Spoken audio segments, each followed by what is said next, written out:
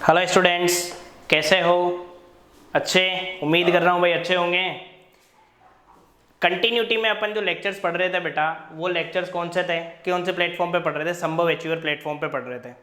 Current electricity और alternating current अपन ने दो चीज़ें पढ़ी है। दो चीज़ पढ़ी है भाई, दो लेक्चर्स अपन ने यहाँ पर अच्छे से रीड किए हैं बेटा। दो लेक्चर्स का मतलब है दो टॉपिक के लेक्चर। टॉपिक मतलब कि दो चैप्टर ही हो गए पूरे, तो टॉपिक नहीं कहोगे उसको, चैप्टर ही बोलेंगे हम लोग। लास्ट में मैंने आप लोगों को एक चीज़ बताई थी कि बेटा एक तो डेरिवेशन था तुम्हारे पास हाफ पावर फ्रीक्वेंसी और बैंडविड्थ वाला। मतलब क्या बोलते हैं इसको? हाफ पावर फ्रीक्वेंसी का मतलब क्या था बेटा? हाफ पावर फ्रीक्वेंसी का मतलब था अर्ध शक्ति आवृत्ति, और बैंडविड्थ मतलब कि बैंड चौड़ाई का डेरिवेशन था। तो उस डेरिवेशन को अब यहाँ पर मैं लास्ट क्लास के अंदर इस चीज़ को एक्सप्लेन करें, इसके बाद हम लोग क्या करके चलेंगे बेटा? न्यूमेरिकल रीड करके चलेंगे यहाँ पर। ठीक, अब देखो अपने पास जो है बेटा इसमें वो ये है, इस क्लास के अंदर हाफ पावर फ्रीक्वेंसी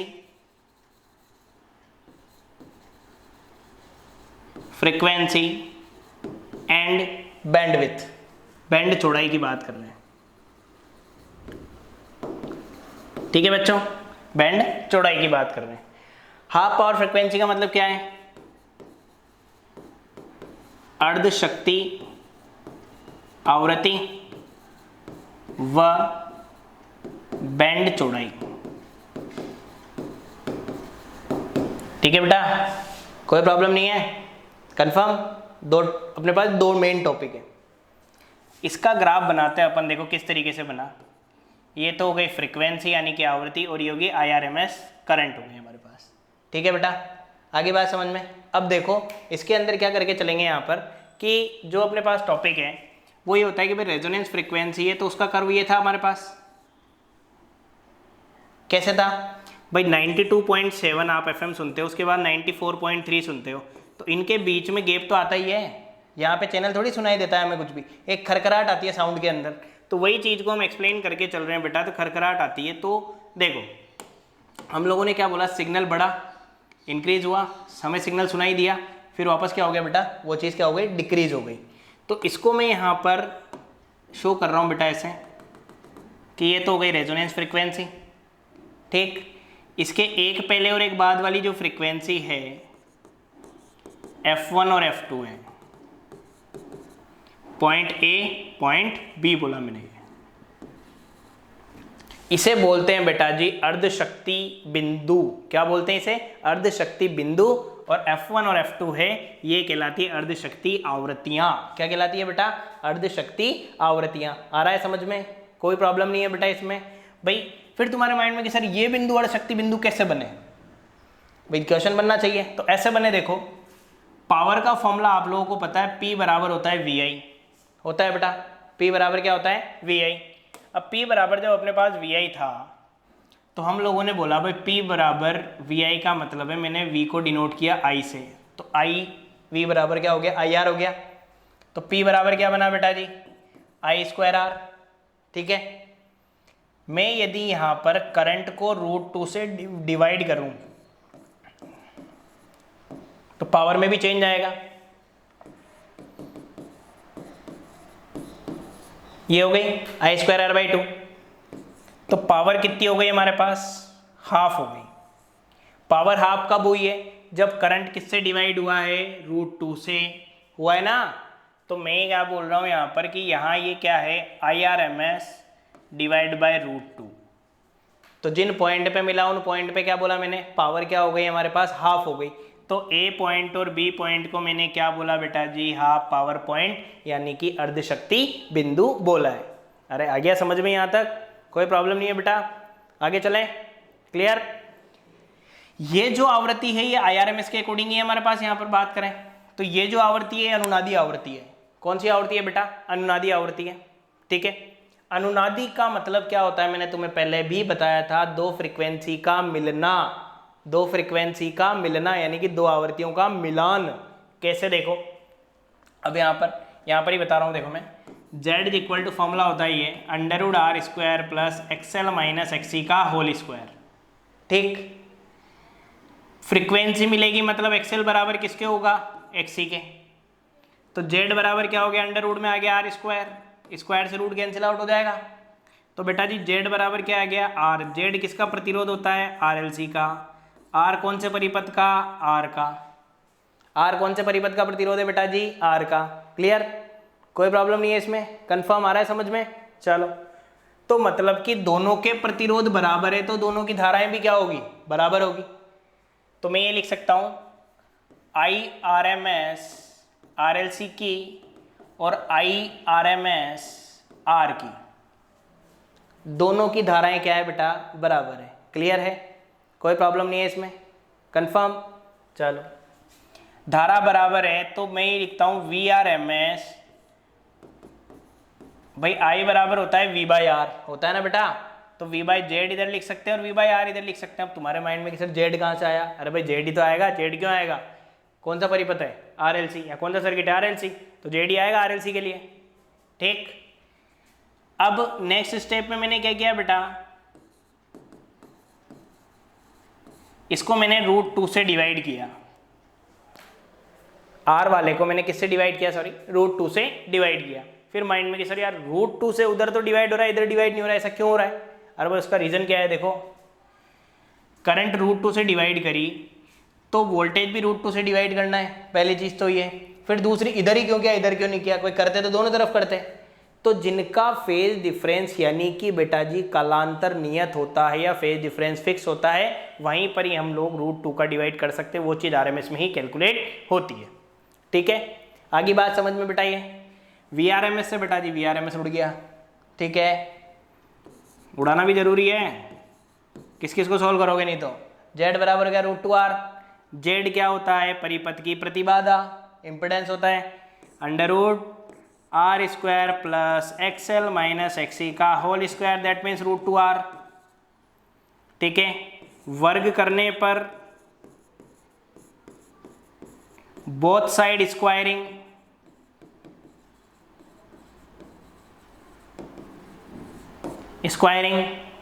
ये हो जाएगा बेटा r² plus XL minus XC का होल स्क्वायर बराबर 2r² हो गया। आ गया बेटा समझ में? 2r² हो जाएगा, r² उधर जाएगा तो बेटा माइनस का बन जाएगा, तो ये हो गया बेटा 2r² minus r²।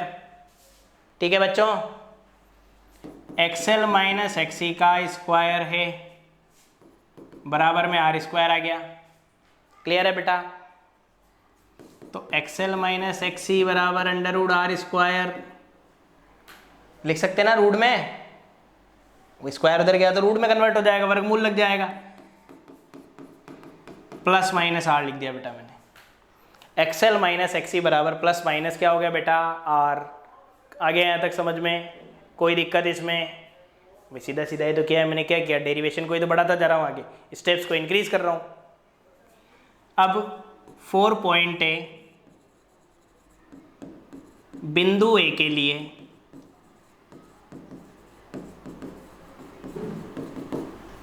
Four point B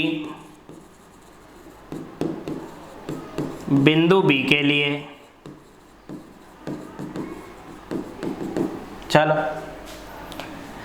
XL बराबर होता है यहीं पर ही ω_L लिख देते हैं, XC बराबर 1/ωc plus minus r। Clear है बेटा? ठीक है, XL बराबर ω_L, L सर्किट का प्रतिरोध, XC बराबर 1/ωc, C सर्किट का प्रतिरोध हो गया। ω_L माइनस 1/ωc बराबर r, ω_L माइनस 1/ωc बराबर दूसरा r। क्लियर है बेटा? 1 1 लग गया, या 2 और 2 लग गया। आया बच्चों समझ में? कोई प्रॉब्लम नहीं है, कंफर्म? चलो आगे।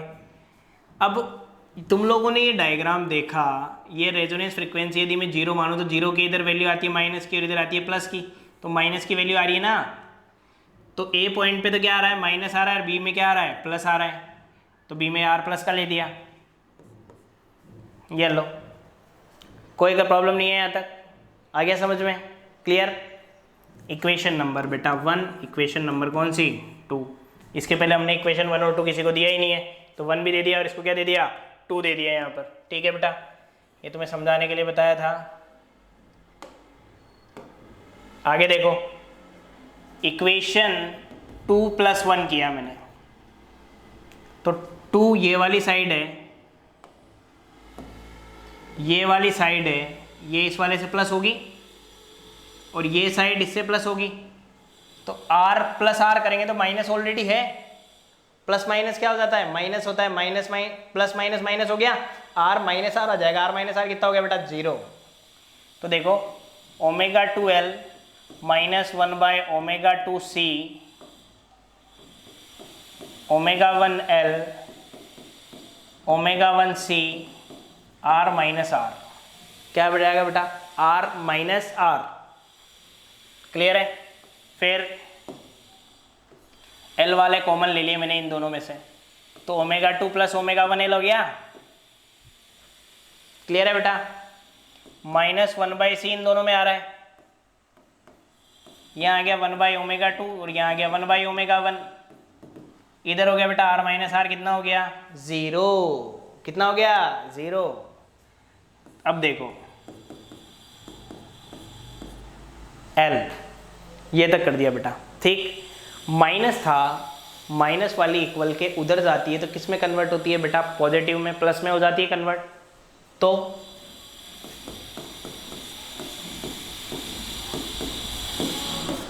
ओमेगा 1 ओमेगा 2, ओमेगा 2 इधर आया, इधर आ गया ओमेगा 1, कट गया। आगे बात यहां तक समझ में।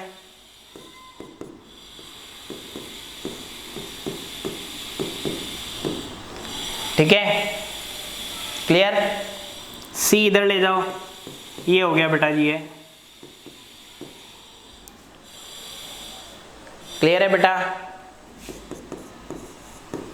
ओमेगा 1 ओमेगा 2 बराबर 1/LC, ऊपर नीचे कर दिया, ठीक। इफ ओमेगा 1 बराबर ओमेगा 2 बराबर ओमेगा, सो देन यदि ओमेगा 1 ओमेगा 2 ओमेगा के बराबर हो तो क्या होगा, अरे क्या होगा भाई, सीधा सीधा ये है। यहाँ पे देखो यही है, ओमेगा इंटू ओमेगा बराबर 1/LC, तो ओमेगा स्क्वायर बराबर 1/LC और ओमेगा बराबर 1/√LC, ओमेगा बराबर 2πfb होता है, ध्यान है 1/√LC। क्लियर है, आया भाई अभिजीत समझ में, ठीक। FR बराबर 1/2π√LC हो गया, ये हो गया हमारे पास 1/2π√LC। क्लियर। एक बार हमने क्या किया, यहाँ पर हमने किया एक अच्छा काम किया, प्लस किया, तब अनुनादी आवृत्ति मिल गई, रेजोनेंस फ्रीक्वेंसी मिल गई।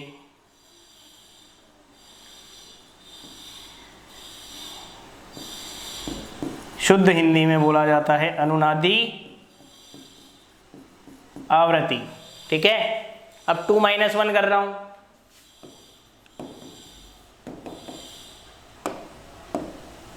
तो ओमेगा 2l माइनस 1/ओमेगा 2c minus omega 1l minus omega 1c r minus minus r, यही है बेटा। Omega 2l minus omega 2c minus plus minus minus minus plus, r plus r हो गया। दोनों में से क्या कॉमन दिख रहा है बेटा, l कॉमन दिख रहा है।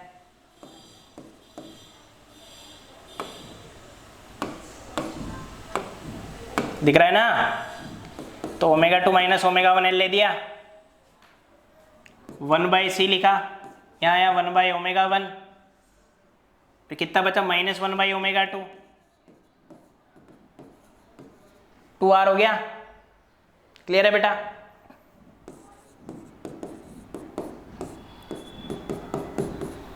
एलसीएम ले साहब, झपाझप एलसीएम ले लो, ठीक है। ओमेगा 1 ओमेगा 2 ले लिया, यहाँ कितना आया, ये आ गया 2r, ठीक।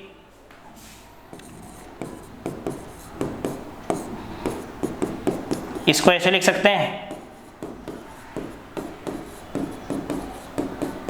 ये मत बोलना कि आप तो सर खुद भी लिख सकते हो, ये मत बोलना, ठीक है भाई। इसको तोड़ के ही तो लिखा है मैंने, आगे पीछे ही तो करके लिखा है। 1/ओमेगा 1 ओमेगा 2, 1/ओमेगा 1 ओमेगा 2, दैट मीन्स किसके इक्वल आया ये, एलसी के। किसके इक्वल आ रहा है ये, एलसी के। तो इसकी जगह मैं क्या रिप्लेस कर रहा हूँ, LC रिप्लेस कर रहा हूँ, ठीक, ताकि अलग से तुम्हें नज़र आ जाए। ये तो वो है ही सही, इंटू LC 2R, C से C गया, सटासट काट दो,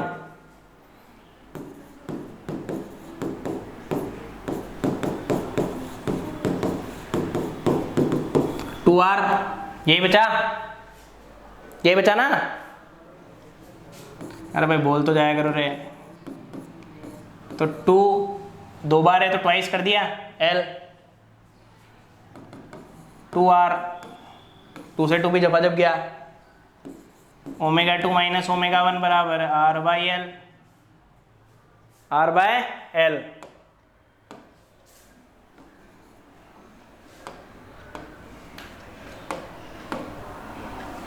R बाय L,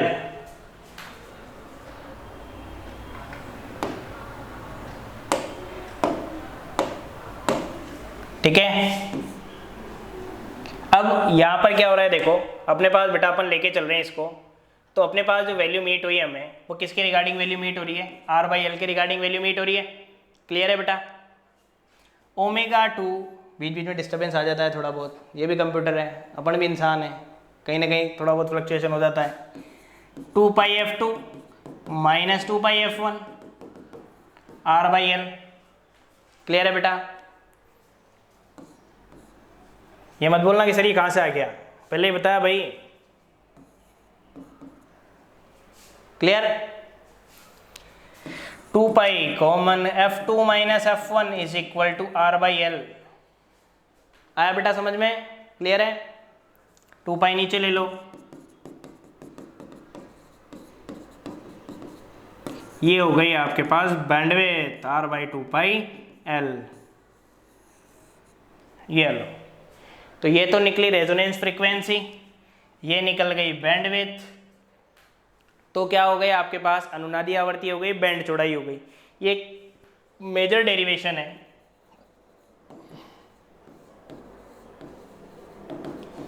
व्यंजक जिसे हिंदी में बोलते हैं, 4 नंबर में आएगा बोर्ड में यदि आता है तो। बोर्ड के एग्जाम में यदि बेटा ये आता है तो कितने नंबर में आएगा, 4 नंबर में आएगा। आगे बात समझ में। ये मत देखो सर इतना बड़ा है, आपसे आपने ही 4 पेज में किया है तो हमसे कैसे होगा एक है। अरे भाई किया तो है, लेकिन क्या किया है मैंने, स्टेप्स को तुम्हें समझा के इसको बड़ा किया है, एक्सप्लेन करके पूरा बताया है, इसीलिए बड़ा लग रहा है।